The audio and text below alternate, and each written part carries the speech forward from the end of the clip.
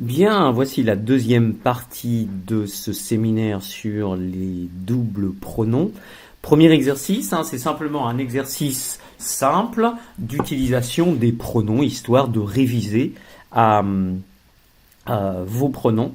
Donc, il faut simplement comprendre le texte et puis voir ce que le pronom remplace de la phrase précédente.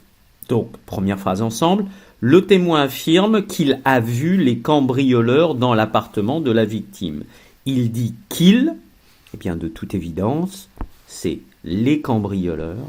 Donc, c'est une indication supplémentaire que vous avez un S, donc vous devez avoir un complément d'objet pluriel. Ça va être les, etc., etc. Okay.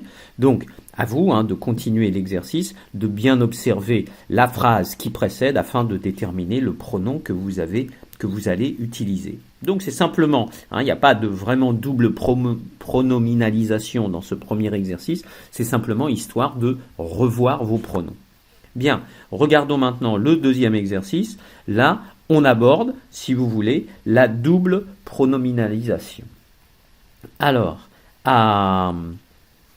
on vous donne l'exemple, phrase de départ, le plaignant vous a apporté, premier pronom, brought to you, donc en français c'est apporter quelque chose à quelqu'un. Okay.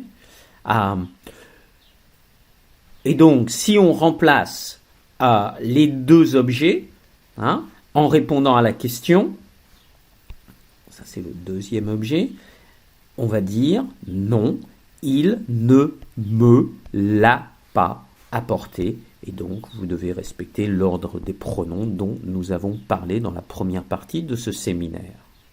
Okay. Pour chaque verbe que vous rencontrez, ce que je vous conseille, c'est en fait d'écrire dans votre cahier de vocabulaire le verbe et sa construction. Ça vous permettra, si vous voulez, de vous rappeler de la construction de tous les verbes que vous rencontrez. Donc, essayez de faire ça pour montrer, pour réclamer, pour porter, pour envoyer. Okay. De façon à bien comprendre, si vous voulez, les pronoms que peut prendre un verbe. Donc, je vous laisse faire cet exercice-là. Exercice 3, même chose, on vous demande de remplacer les expressions soulignées par des pronoms correspondants.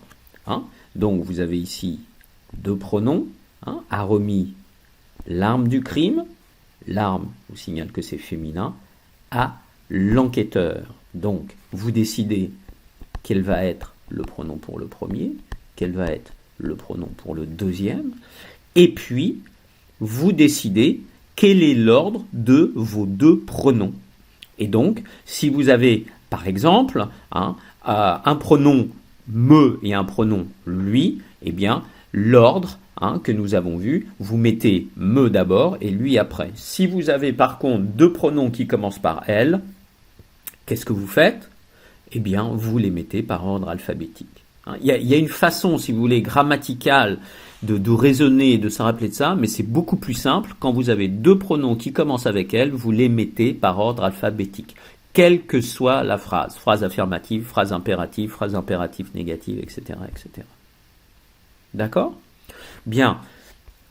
L'exercice 4, même chose, sauf que, attention, vous avez un impératif. Donc, rappelez-vous des règles de l'impératif, sinon c'est la même technique.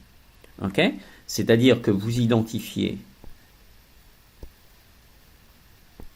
les deux objets à remplacer par des pronoms, et puis après, vous utilisez une forme impérative avec vos pronoms. Bien. Écoutez, je vais vous laisser faire le reste des exercices. Vous avez particulièrement toute une série d'exercices qui en même temps sont des exercices qui vont vous faire réviser l'ensemble des règles concernant les pronoms compléments en français. Donc c'est pas une mauvaise idée. Hein. La seule petite chose que nous avons ajoutée, c'est cette histoire de double pronominalisation, décidément. Et donc ce que vous faites quand vous avez deux pronoms. Eh bien, bon courage. Et puis, je vous souhaite également bonne révision pour le test de grammaire.